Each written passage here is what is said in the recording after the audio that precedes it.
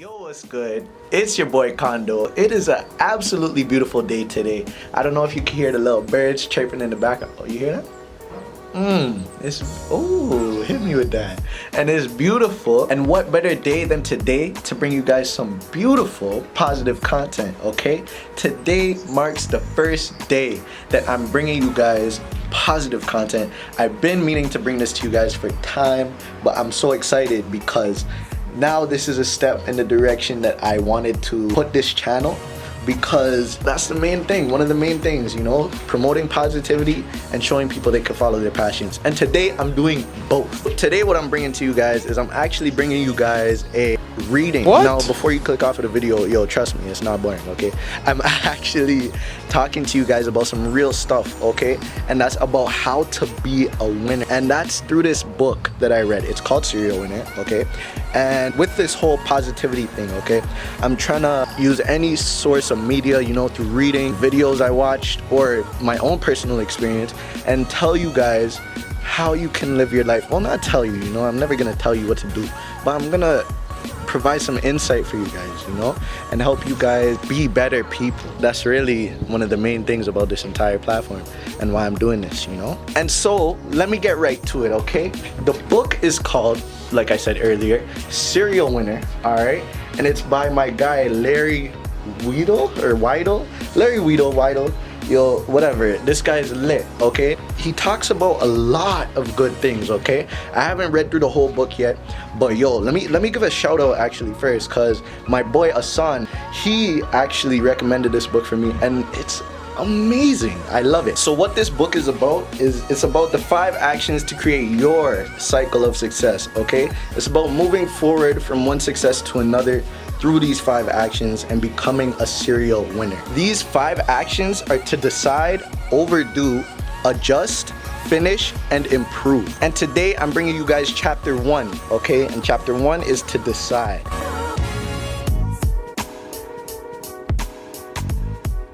The first thing that hit me about this book was that there's a quote, alright? And it says that consistent action leads to consistent progress. And that hit me because it's like, yo, way back on my personal IG, in my bio, I had this thing, this quote, or not a quote, it was my own personal opinion really. It was every day you should do something to be better than the person you were yesterday.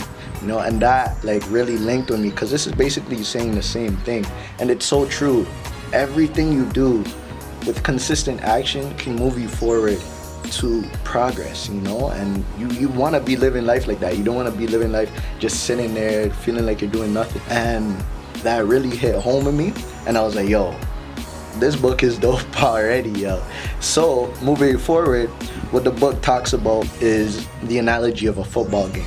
Now, in a football game, you don't waste time between plays. You're always strategizing what play to make next to move you closer and closer to that touchdown. Everyone always wants that touchdown play.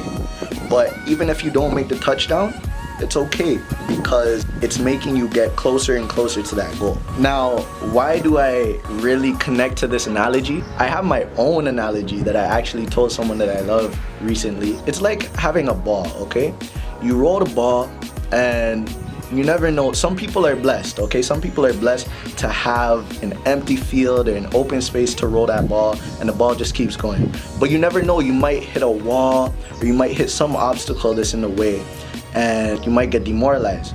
But you have all the power to be able to pick that ball up, adjust, and roll that ball again. For me personally, I was gone off YouTube for a minute, okay? I was gone for 8 months, and I chose to pick the ball back up, you know, and I threw that shit, yo. I threw that shit. When I came back onto YouTube, I was doing my thing. I was uploading bare, okay? And I'm still trying to be doing that, of course. I want to keep throwing that ball. I want to pick it up, throw it bare times. But that's just how I feel, you know. You can always, you have the power to be able to do these things. And I feel like a lot of people forget that when they hit a rut, or they hit some point where they're like, this isn't how I expected it to be. You know, just remember, you always have the power to do it. Another point in chapter 1 under the whole decide category is talking about advantage. And what it basically talks about when it talks about advantage is being in a cocoon and basically like where you've come from in life, all right? Where you've come from in life can kind of dictate what advantages you have, you know, based off of who you've been around and what type of things you've grown up experiencing, all right? Some people haven't experienced a lot and they're like 50 years old. That's because they've been in their cocoon. They haven't tried to venture out. They haven't tried to learn new things, right? I feel super blessed because I personally have grown up with a wonderful family, amazing friends, you know, and I've learned so many things through experiences, both bad and good, you know, and that shaped me into the person I am today. The thing that they talked about in this book is that there's common misconceptions of, or myths about advantage. And so there are the 3 common myths about advantage. And the first one is that winners are born winners. The second is that winners come from amazing families. And the third is that winners have been very well educated. Every day, there's someone out there that has less of an advantage, but they are gonna work 10 times as hard. They are driven and they have that drive that's gonna move them forward more than the person who has the advantage, because they know what they want and they are planning how to get it and they decide what to do. They're making decisions on a constant basis. Even if you have these advantages, right, like coming from a nice family, being educated, or like just being born with natural talent, it doesn't mean anything unless you decide to do something with it. So with all that being said, these people with less of an advantage are always going to be moving forward because they know what they want and they see where they want to be, and they're going to use that disadvantage to fuel them. And that actually moves me on to my next point, because the book talks about what do you want and how badly do you want it. Now, everyone has a reason for doing something, okay? Whether it's doing it because it's your passion, or because, you know, you just need to stack your bread, or maybe you're doing it for someone you love, right? No matter what the reason might be though, you always have to ask yourself, do I really want this? And does this actually make me feel like I'm being fulfilled? Does it excite me, right? And if you can answer honestly yes to both of these questions, you're at a point where you can achieve greatness because you're putting all your energy into something that you love.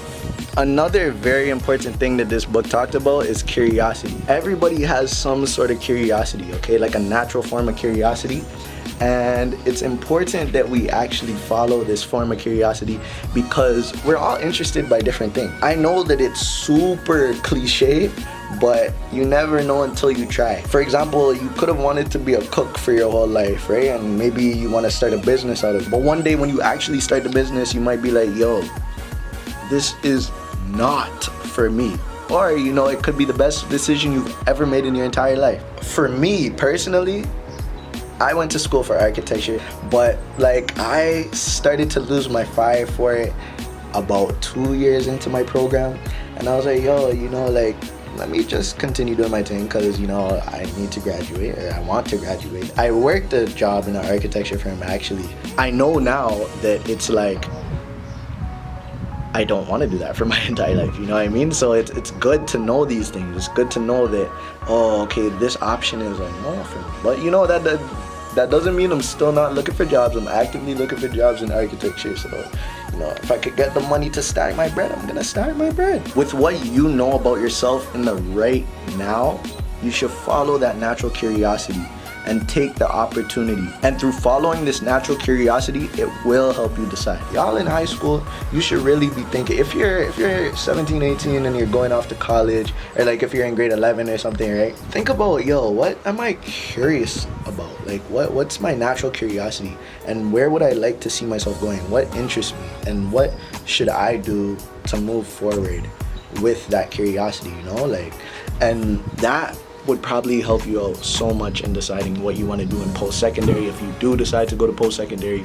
or if you just decide to, you know, start up your own business, start to do some entrepreneur type stuff, you know. Don't get me wrong though, I'm not saying to just hop into like anything, because, you know, that's stupid. You need to have at least some little like bit of planning, you know. You need to have at least some type of plan.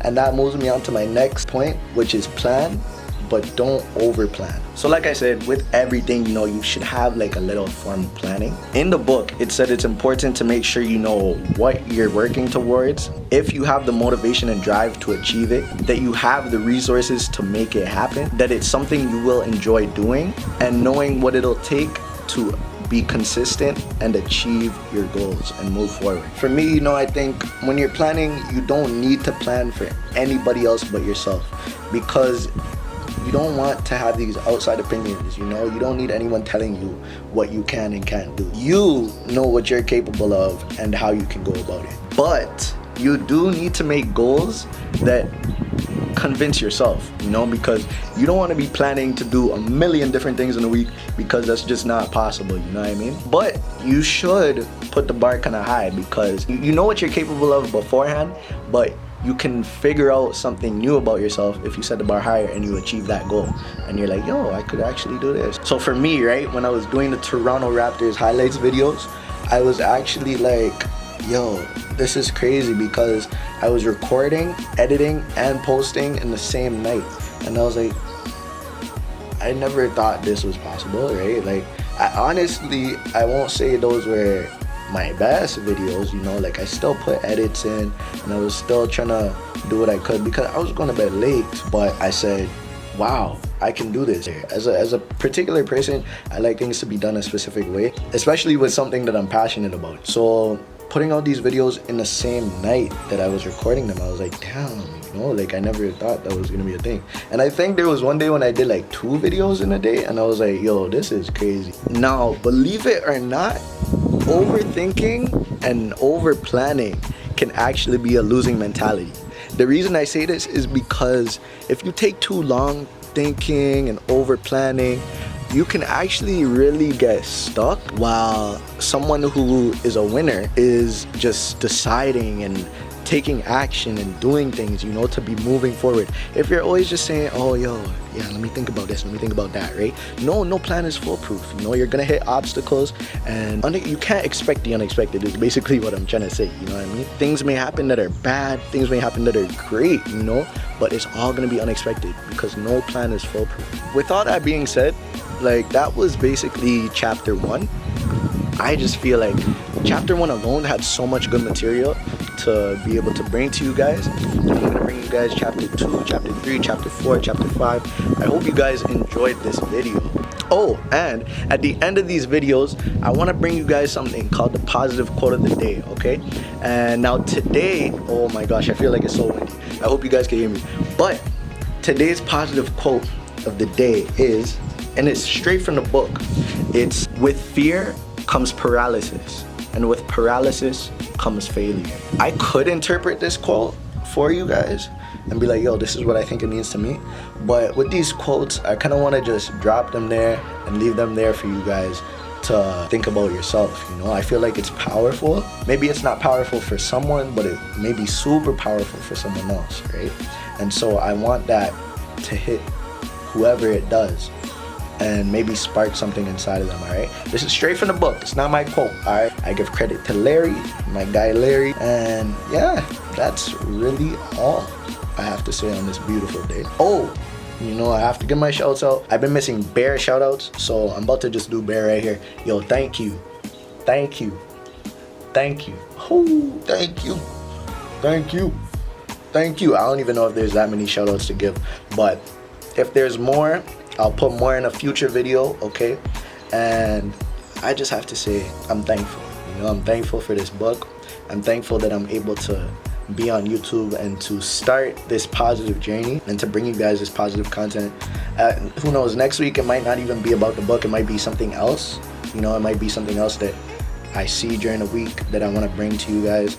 But yo, that's really all I have to say today. I hope you guys enjoyed this video. You know, leave a like, comment, subscribe, hit the bell notification, you know, do all that if you like this video.